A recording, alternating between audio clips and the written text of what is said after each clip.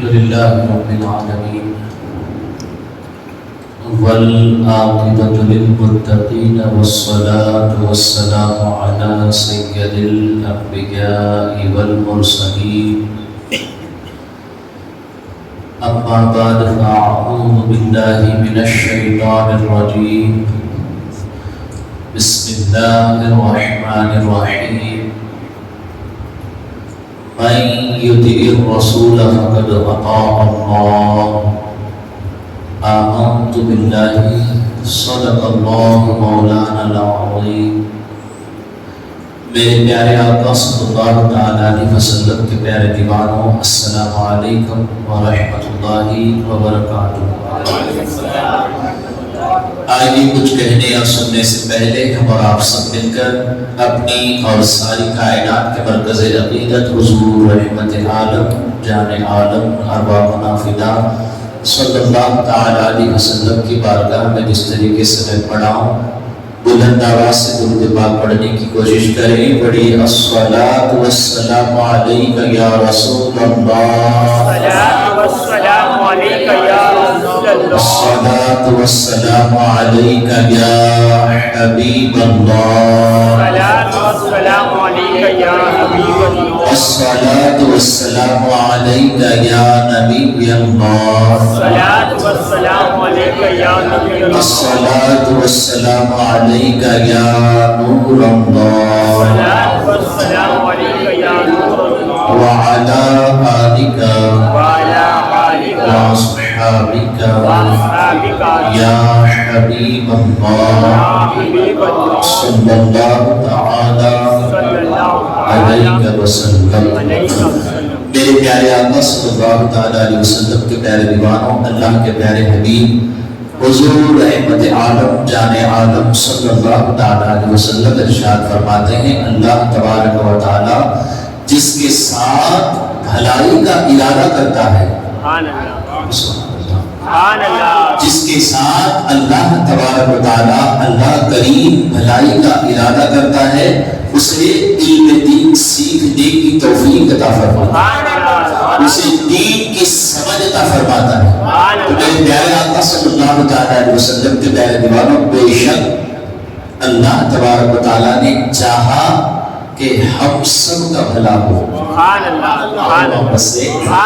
بے شک اللہ تبارک و تعالیٰ نے چاہا کہ ہم سب کا بھلا ہو، اسی لیے ہمیں دین کی سمجھ بھی عطا فرمائی اور دین کی اس محفل میں آنا بھی نصیب کیا، آنے کی توفیق بھی اللہ تبارک و تعالیٰ نے عطا کی۔ اور یہی وجہ ہے کہ ہم بار بار آپ لوگوں کو دعوت دیتے ہیں کہ جہاں کہیں بھی علم دین کی محفل سجی جائے، سجائی جائے، ذکر الہی ذکر مصطفیٰ صلی اللہ علیہ وسلم کی محفل سجائی جائے، وہاں سارے کام کاج چھوڑ کر سب سے پہلے اس علم دین کی محفل میں حاضر ہو جائے، ہوں گے انشاءاللہ۔ اب سنیں، حدیث پاک میں آیا، اللہ کے حبیب مصطفیٰ جان رحمت صلی اللہ علیہ وسلم ارشاد فرماتے ہیں، جو کوئی بندہ ہے مومن علم دین حاصل کرنے کے لیے قرآن اور سنت کی روشنی میں دین سیکھنے کے لیے، دین سمجھنے کے لیے، شریعت مصطفیٰ صلی اللہ علیہ وسلم کی باتیں سننے کے لیے جب اپنے گھر سے نکلتا ہے تو فرشتے اس کے قدموں کے نیچے اپنے نورانی پروں کو بچھا دیتے ہیں۔ اگر آپ علم دین سیکھنے کی غرض سے گھر سے نکلتے ہیں تو پتا چلا ہم زمین پر بظاہر چل رہے ہیں، سواری پر بظاہر ہم چل رہے ہیں، ہمارے پیر زمین کے اوپر ہیں، لیکن حقیقت کیا ہے؟ ہم کس کے اوپر چلتے ہیں؟ فرشتوں کے پروں کے اوپر چل کر کے ہم اس محفل میں جاتے ہیں جہاں علم دین سیکھا اور سکھایا جاتا ہے۔ اور محبت سے اتنا ہی نہیں، اللہ کے حبیب تاجدار دو عالم صلی اللہ علیہ وسلم ارشاد فرماتے ہیں، فرشتے اس کے قدموں کے نیچے اپنے نورانی پر بچھا دیتے ہیں، اس کے بعد زمین پر جتنا پانی ہے، اس پانی کے جتنے بھی قطرے ہیں، وہ قطرے اس بندے مومن کے لیے جو علم دین سیکھنے کے لیے نکلا، اس کے حق میں بارگاہ الہی میں دعا کرتے ہیں، میرے مولا اس کی مغفرت فرما۔ وہ مزید آقا ارشاد فرماتے پانی کے قطرے ہی نہیں بلکہ پانی میں جتنی مچھلیاں ہیں، سبحان اللہ، پانی میں جتنی مچھلیاں ہیں وہ بھی اس علم دین حاصل کرنے والے کے حق میں اللہ تبارک و تعالیٰ کی بارگاہ میں دعائیں مغفرت کرتی ہوئی نظر آتی ہیں۔ طرف کی بولی سبحان اللہ، اتنی بڑی فضیلت علم دین سیکھنے والے کی ہے اور محبت سے طرف کی بولی درود پاک پڑھیں صلی اللہ علیہ یا رسول اللہ وسلم علیک یا حبیب اللہ، بلند آواز سے صلی اللہ علیک یا رسول اللہ وسلم علیک یا حبیب اللہ۔ نماز کے حوالے سے بہت ہی پیارا خوبصورت قرآن اور حدیث مصطفیٰ صلی اللہ تعالیٰ علیہ وسلم کی روشنی میں درس سن رہے تھے۔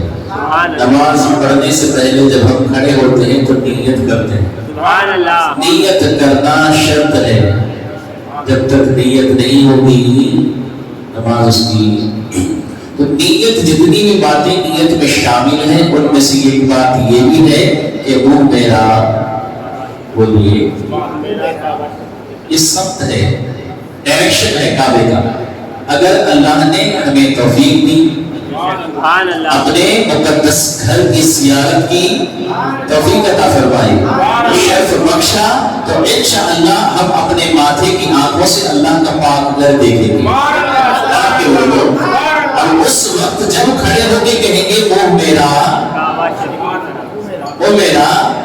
سبحان اللہ، تو کیا منظر ہوگا؟ دیکھو شاعر کیا کہتے ہیں، کعبہ ہے میرے پیش نظر، کعبہ ہے میرے پیش نظر، سبحان اللہ سبحان اللہ سبحان اللہ سبحان اللہ، بولو کعبہ ہے میرے پیش نظر، سبحان اللہ سبحان اللہ، ہے کتنا حسین ہے کتنا حسین۔ تصور میں جانا ہمارا کام ہے، آپ تصور میں کعبے کو اپنی نظروں میں سمائیں، انشاءاللہ تصور میں جانا یہ ہمارا کام ہے، حقیقت میں بلانا اللہ کا کام ہے، حقیقت میں بلانا یہ حضور سید عالم صلی اللہ علیہ وسلم کا کام ہے۔ تصور میں کعبہ انشاءاللہ سامنے رکھیں گے انشاءاللہ۔ کعبہ ہے میرے پیش نظر، سبحان اللہ سبحان اللہ سبحان اللہ، اللہ ہے کتنا حسین ہے کتنا حسین، بولو ہے کتنا حسین اللہ کا گھر، سبحان اللہ سبحان اللہ سبحان اللہ سبحان اللہ، پردے یہاں کی ہے صبح پرنور، یہاں کی ہے شام پرنور، یہاں کی ہے صبح پرنور، یہاں کی ہے شام،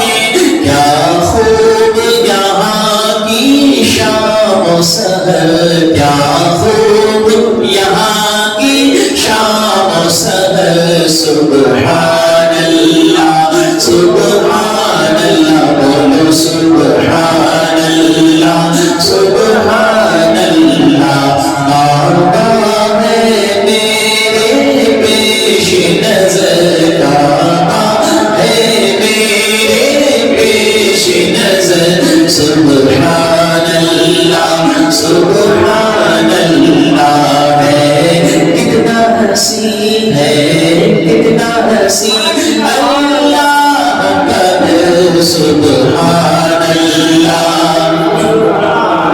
سبحان اللہ سبحان اللہ سبحان اللہ۔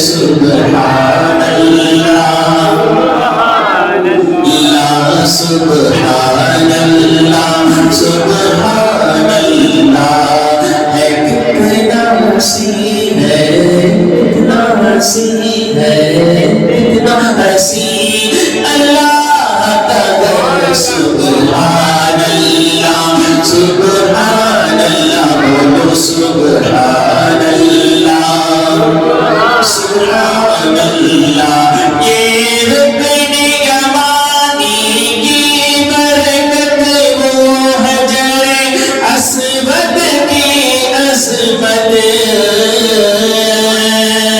یہ رکن یمانی کی برکت یہ وہ حجر اسود کی عظمت جنت سے بڑھ کر ہے منظر جنت سے بڑھ کر ہے منظر سبحان اللہ سبحان اللہ بولو سبحان اللہ سبحان اللہ کعبہ ہے میرے پیش نظر سبحان اللہ اللہ سبحان اللہ سبحان اللہ سرکار مدینہ کے صدقے حج سب کا کر مقبول سرکار مدینہ کا صدقہ حج سب کا مولا کر مقبول حج سب کا کر مقبول خدا محروم نہ جائے کوئی بشر محروم نہ جائے کوئی بشر سبحان اللہ اللہ بولو سبحان اللہ سبحان اللہ سبحان اللہ اللہ سبحان اللہ سبحان اللہ سب تیرا کرم ہے اے مولا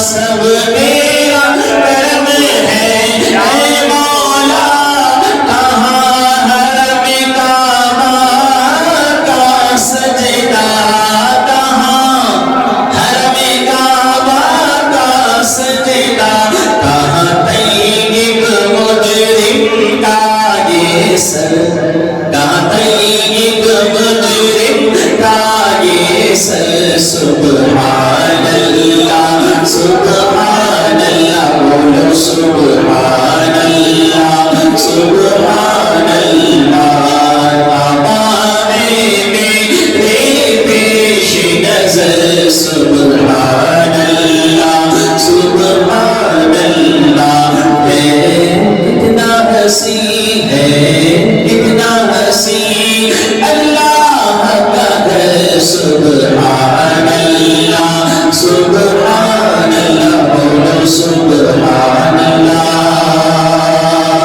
سبحان اللہ سب کی آواز آئے اور بلند آواز سے اور محبت سے کہو میرے پیارے آقا صلی اللہ علیہ وسلم کے پیارے دیوانوں دو باتیں اب تک ہم سن رہے تھے سب سے پہلا نماز کی انشاءاللہ پابندی کریں گے انشاءاللہ نماز کی پابندی تو ہر حال میں کرنی ہی ہے کیونکہ نماز سب پر فرض ہے مسلمان عاقل بالغ مسلمان ہونا عاقل ہونا یعنی بڑا ہونا چھوٹے بچوں پر نماز فرض نہیں ہے تو میرے پیارے آقا صلی اللہ تعالیٰ علیہ وسلم کے پیارے دیوانوں اس کے ساتھ ساتھ ہمیں یہ بھی پتا چلا کہ با جماعت کے ساتھ جماعت میں شامل ہو کر کے نماز پڑھنے کی کتنی برکتیں ہیں محبت سے کہو اس کے بعد پھر یہ سلسلہ ہمارا جاری رہا ہم نے حضور نبی رحمت صلی اللہ تعالیٰ علیہ وسلم کی بہت پیاری سنت سے، سبحان اللہ، عرب کی محبت سے۔ ایک ہوتا ہے دوربین، ایک ہوتا ہے دوربین، دوسرا ہوتا ہے خوردبین۔ دوربین وہ جس کو ہم یہاں سے بیٹھ کر کے دور کی چیز دیکھ لیں، وہ جو بیناکولر جیسے کہتے ہیں، وہ کیا ہے؟ دوربین۔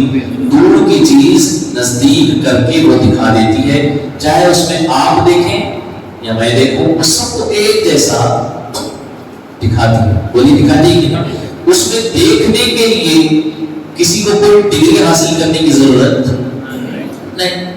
جو کلر، جو جگہ، جو سائز آپ کو دکھائی دے گا، جو صورت دکھائی دے گی، اگر میں دیکھوں بغیر ڈگری کے تو مجھے بھی وہی دکھائی دے گا۔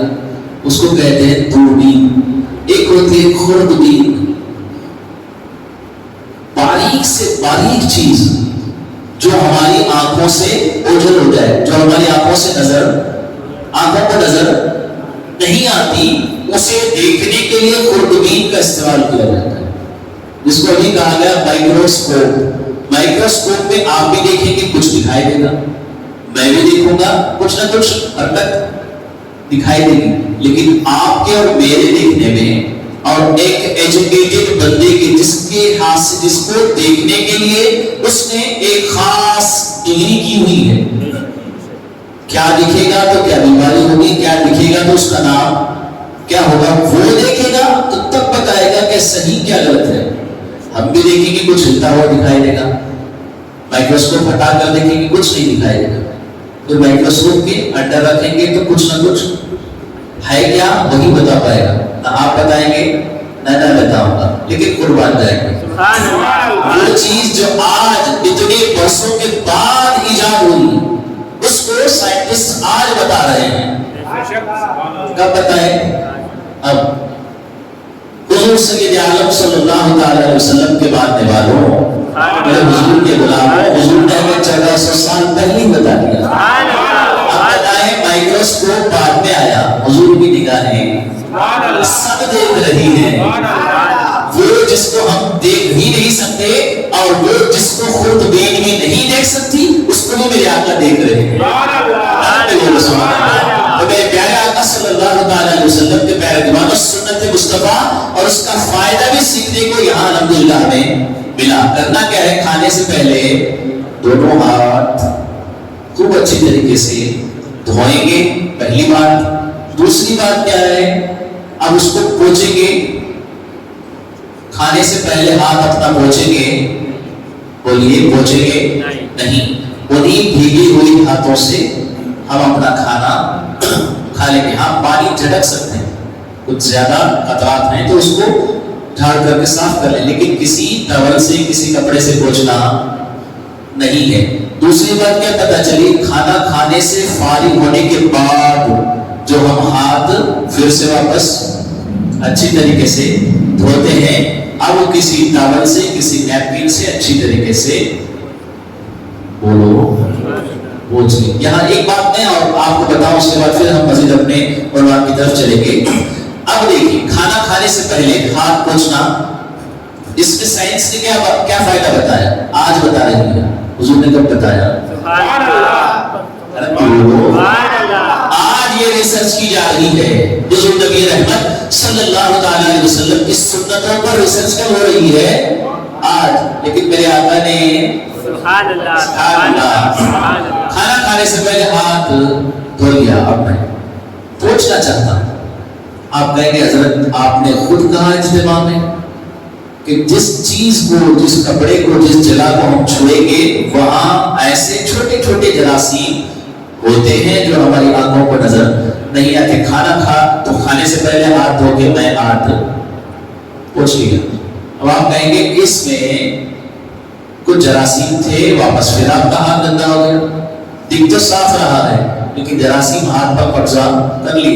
اب جیسے جیسے میں کھانا کھاؤں گا، کھانے کے ساتھ ساتھ وہ بھی اندر جائیں گے اور کسی نہ کسی تکلیف میں کھانے والے کو مبتلا کریں گے۔ اب کھانا میں کھا لیا، کھانے کے بعد بھی میں اب واپس میں آپ کو سوال کرتا ہوں، کیا بھائی کھانے سے پہلے جو ہاتھ میں نے دھویا تھا اس کو تو آپ نے پوچھنے نہیں دیا؟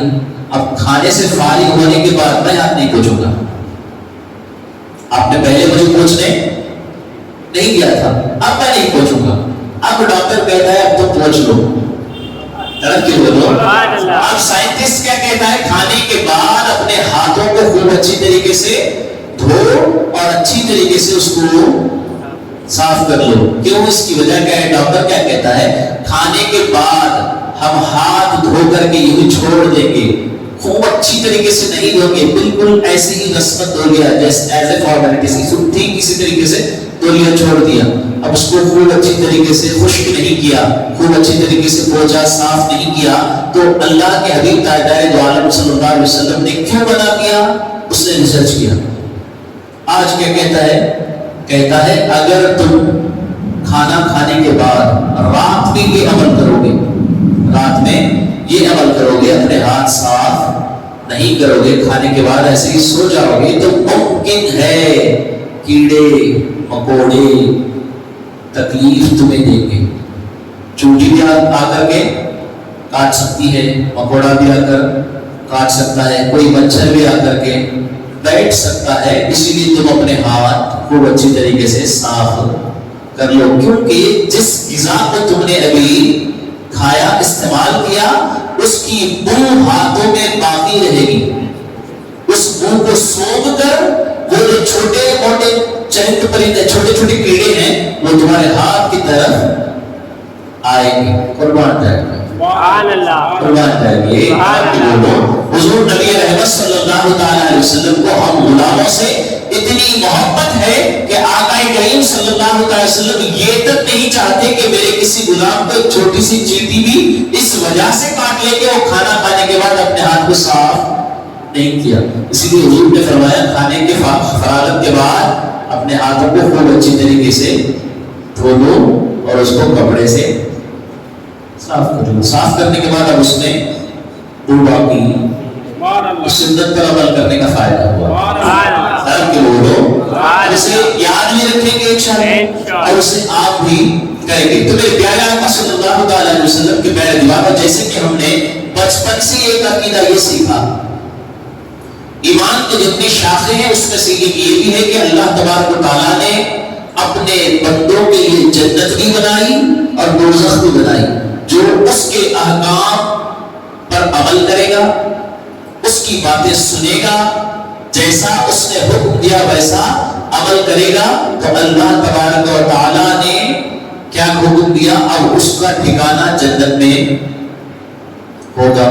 اب اس کی مخالفت کرے گا بندہ، اس کے برعکس کرے گا، اپوزٹ کرے گا، اللہ تبارک و تعالیٰ نے اور اس کے رسول صلی اللہ علیہ وسلم نے جو کہا اس پر ہمیں عمل کرنا نہیں ہے، اس کی برعکس، اس کے برعکس ہم نے اپوزٹ کام کیا، تو ٹھکانہ کیا ہوگا؟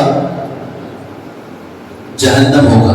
ایک جنت ملے گی یا تو پھر دوسرا جہنم ملے گی. جنت کیسے ملے گی؟ جب اللہ راضی ہوگا. جنت کیسے ملے گی؟ جب حضور نبی رحمت صلی اللہ تعالی علیہ وسلم کے بتائے ہوئے طریقے پر چلتے ہوئے ہم نے اپنے رب کا حکم مانا، تو تب اللہ خوش ہوگا اور اپنے حبیب کے وسیلے سے جنت عطا کرے گا. اور اگر اللہ تبارک و تعالیٰ ناراض ہوگا، اللہ تبارک و تعالیٰ ناراض ہوگا، تو اس کا ٹھکانہ کیا ہوگا؟ جہنم میں بندہ جائے گا. اب سنو، اللہ کے حبیب تاجدار دو عالم صلی اللہ تعالی علیہ وسلم کی بارگاہ میں پوچھا گیا یا رسول اللہ تبارک و تعالیٰ نے جتنے احکامات بندے پر نافذ کیے ہیں، جتنے احکامات، جن باتوں پر عمل کرنے کے لیے اللہ تبارک و تعالیٰ نے کہا کہ یہ تم کام کرو، یہ کرو، یہ کرو اور یہ کام نہ کرو، اس سے رک جاؤ، اس سے تمہیں منع کیا گیا. میرے پیارے آقا صلی اللہ تعالی علیہ وسلم کے پیارے دیوانوں، حضور نبی رحمت صلی اللہ تعالی علیہ وسلم نے پوچھا، یا حضور نبی کریم صلی اللہ علیہ وسلم کی بارگاہ میں صحابہ نے عرض کیا یا رسول اللہ صلی اللہ تعالی علیہ وسلم، جب کسی بندے سے اللہ تبارک و تعالیٰ ناراض ہوتا ہے، اللہ تبارک و تعالیٰ جب کسی بندے سے ناراض ہوتا ہے تو کیا اس سے رزق چھین لیتا ہے؟ کیا اس سے ہوا چھین لیتا ہے؟ کیا اس سے آسمان سے گرنے والا، اس پر آسمان سے گرنے والا پانی نہیں گرتا، نہیں برستا؟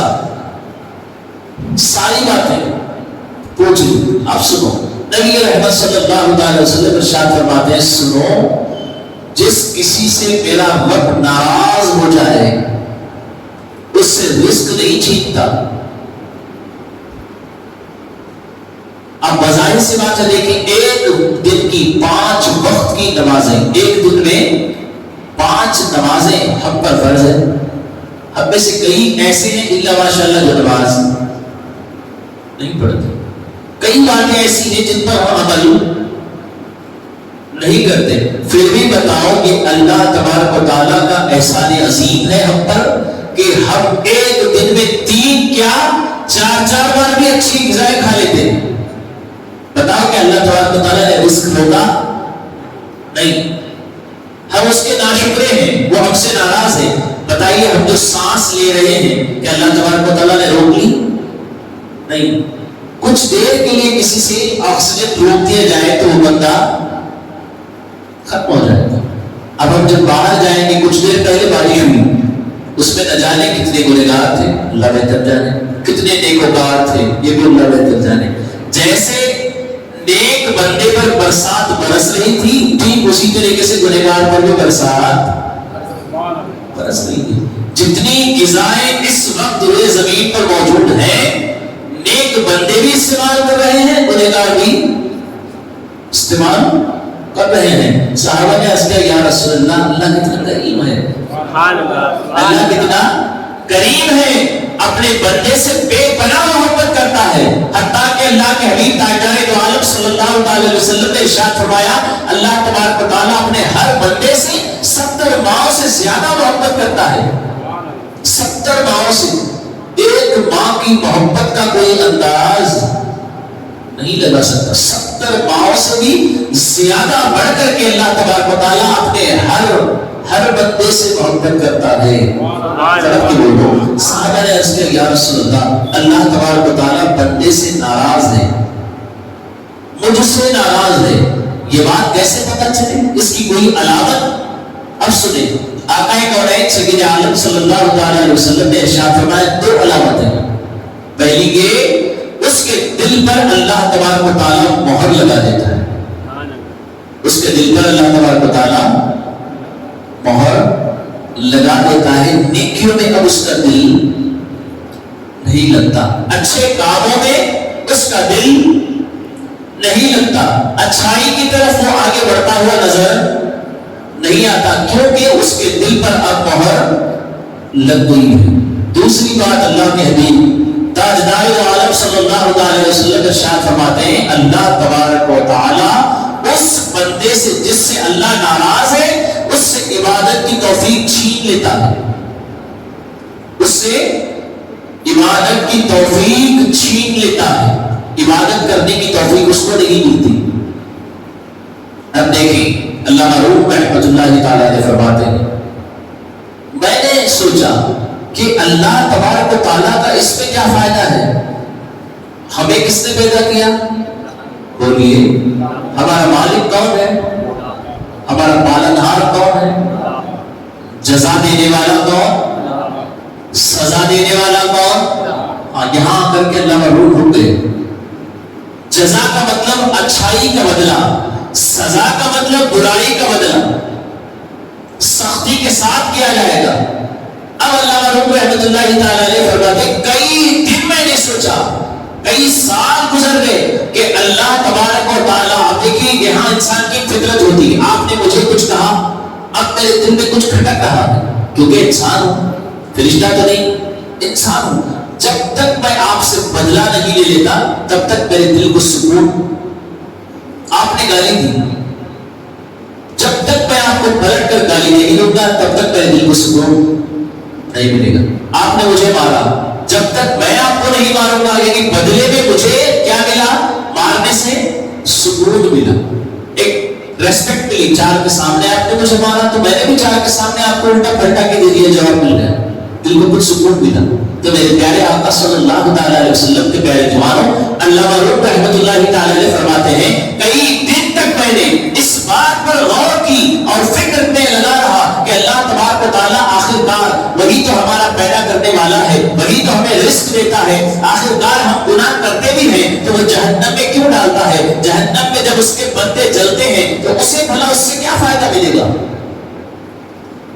سوچتے سوچتے اس کا جواب جب نہ ملا، وہ کچھ دن کچھ وقت گزرنے کے بعد جب بازار سے نکل کر کے، اپنے گھر سے نکل کر کے بازار سے ہوتے ہوئے مسجد کی طرف چلے تو ان کی نظر ایک ایسے بندے پر پڑی جو بچپن سے ان کا ساتھی تھا، ان کے ساتھ کھیل کود میں شریک تھا، ان کے ساتھ اٹھنے بیٹھنے میں شامل تھا، ان کا ہم کلام تھا، ان کا عاشق تھا، ان کا دوست تھا۔ میرے پیارے آقا صلی اللہ تعالی علیہ وسلم کے پیارے دیوانوں، علامہ روم رحمۃ اللہ تعالی علیہ فرماتے ہیں وہ جب بچپن میں چھوٹا تھا تو اس وقت ایک گائے اسے دے دی گئی تھی، اس گائے سے اتنی محبت کرتا، جب وہ کھانا کھاتا تو اس کو بھی کھانا کھلایا کرتا، جب وہ پانی پیتا اس کو بھی پانی پلایا کرتا، جب وہ کھیلنے کے لیے جاتا تو اس کو بھی ساتھ میں کھیلنے کے لیے لے جاتا۔ جیسے جیسے یہ بھی بڑا ہوتا، گائے بھی بڑی ہوتی گئی، ہر وقت میں اس کا خیال رکھا کرتا۔ لیکن آج جب میں نے اسے دیکھا، وہ بندہ جو سب سے زیادہ محبت اگر کسی سے کرتا ہے تو اپنی گائے سے محبت کرتا ہے، سب سے زیادہ عزیز کسی کو سمجھتا ہے تو اپنی گائے کو سمجھتا ہے۔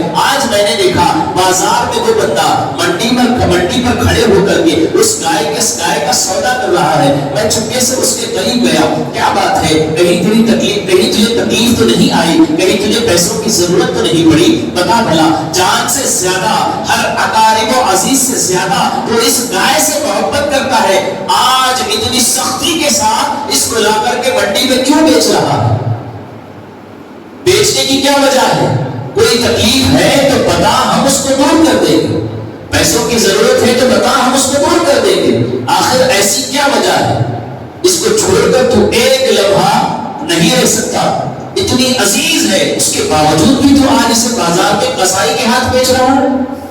قصائی کا کیا ہے؟ گائے کسی کی بھی ہو، وہ اپنی گائے ہی کو تھوڑی دیر میں کاٹ دیتا ہے، بچپن سے پال کر کے خود قصائی بڑا کرتے ہیں، اس کے بعد اس کے گلے کے اوپر چھلا چلا دیتے ہیں۔ تو علامہ روم رحمۃ اللہ تعالی نے پوچھا، مجھے تو ان کا جو دوست تھا اس نے کان میں کہا، اے علامہ روم، کیا آپ نہیں جانتے میں نے جب بچپن سے اس کو پال کر کھلا کر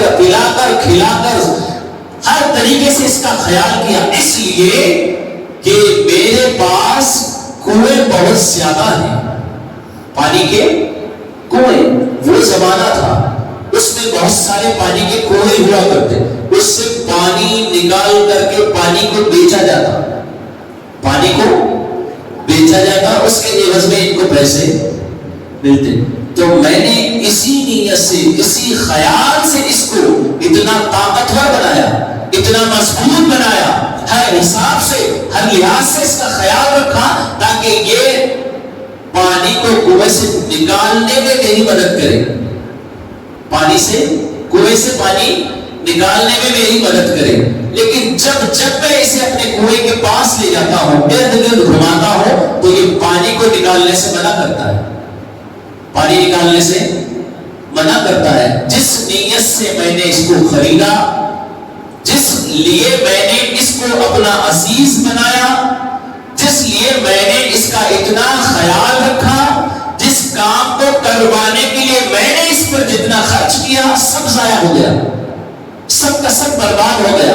اب میری یہ کسی کام کی نہیں ہے، تو میں نے سوچا چلو اس کو بیچ بھی دیتے، بیچ کر کے جو پیسے آتے ہیں اس سے دوسری گائے لے لیں گے۔ اب علامہ روم رحمۃ اللہ تعالی فرماتے ہیں میری آنکھوں سے آنسو نکل گئے، میری آنکھوں سے آنسو نکل گئے، اور مجھے اتنے دنوں سے جو میں سوچ رہا تھا اس کا جواب بھی مل گیا، اس کا جواب مل گیا۔ کیا سوچ رہا تھا؟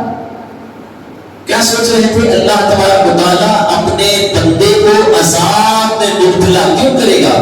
عذاب میں مبتلا کرے گا تو اللہ تبارک و تعالیٰ کا کیا فائدہ ہوگا؟ اس کو کیا سکون ملے گا؟ کیونکہ اسی نے ہمیں پیدا کیا، اسی نے ہمیں کھلایا پلایا، سانس اس نے دی، ساری نعمتیں جو بھی ہیں اللہ تبارک و تعالیٰ ہی کی دی ہوئی۔ اب علامہ روم رحمۃ اللہ تعالی فرماتے ہیں میرے دوست نے جیسے ہی کان میں کہا، جس مقصد کے لیے میں نے اسے پالا وہ مقصد پورا نہیں ہوا، اسی لیے میں اسے قصائی کے حوالے کر رہا ہوں۔ تو علامہ روم رحمۃ اللہ تعالی علیہ رک کر فرماتے ہیں سنو، اللہ تبارک و تعالیٰ نے ہمیں اپنی عبادت کرنے کے لیے پیدا کیا، اللہ تبارک و تعالیٰ نے بولیے کس کے لیے؟ کس کے لیے؟ اپنی عبادت کرنے کے لیے پیدا کیا. اب ہم بندے عبادت نہیں کریں گے. جس مقصد کے لیے اللہ تبارک و تعالیٰ نے پیدا کیا وہ مقصد پورا نہیں ہوگا تو علامہ روح رحمۃ اللہ تعالیٰ علیہ فرماتے ہیں اب اللہ ناراض ہوگا. ناراض ہونے کے بعد کیا کرے گا؟ اب جہنم میں ڈالے گا. اب میرے بات ساری سمجھ میں آ گئی. تو میرے پیارے آقا صلی اللہ تعالیٰ علیہ وسلم کے پیارے دیوانوں، اسی لیے اللہ کے حبیب تاجدار دو عالم صلی اللہ تعالیٰ علیہ وسلم ارشاد فرماتے ہیں اللہ کو اپنے ناراض نہ کرو. اور صحابہ فرماتے ہیں اللہ ناراض ہوگا، اللہ ناراض ہوگا تو اپنے رب کو منا سکتے ہیں. اللہ ناراض ہوگا تو اپنے رب کو سچے دل سے توبہ استغفار کر کے منا سکتے ہیں. اب سنیں صحابہ کیا فرماتے ہیں. 3 بار کہنا یہ حضور کی سنت پاک ہے. فرماتے ہیں اللہ ناراض ہو تو اس کا علاج ہے اور اگر حضور ناراض ہو تو اس کا کوئی علاج نہیں. علامہ اقبال رحمۃ اللہ تعالیٰ علیہ، علامہ اقبال فرماتے ہیں میرے کریم اقبال کے بہت گناہ ہیں، اقبال کے بہت گناہ ہیں. میرے مولا تو اگر مجھے اپنے فضل سے معاف کر کے جنت میں بھیج دے گا تو تیرے خزانوں میں کوئی کمی نہیں ہوگی. تیرے خزانوں میں کوئی کمی نہیں ہوگی. میں ایک ہی تو گنہگار ہوں، میں ایک ہی تو گنہگار ہوں. تیرے فضل سے جنت میں بھیج دے گا تو تیرے جو خزانے ہیں اس میں کوئی کمی رانی نہیں ہوگی. لیکن میرے مولا میرا جب بھی حساب کرنا تیرے حبیب کی نگاہوں سے بچا کر کے کرنا. اب علامہ اقبال کیا فرماتے ہیں آپ سنیں.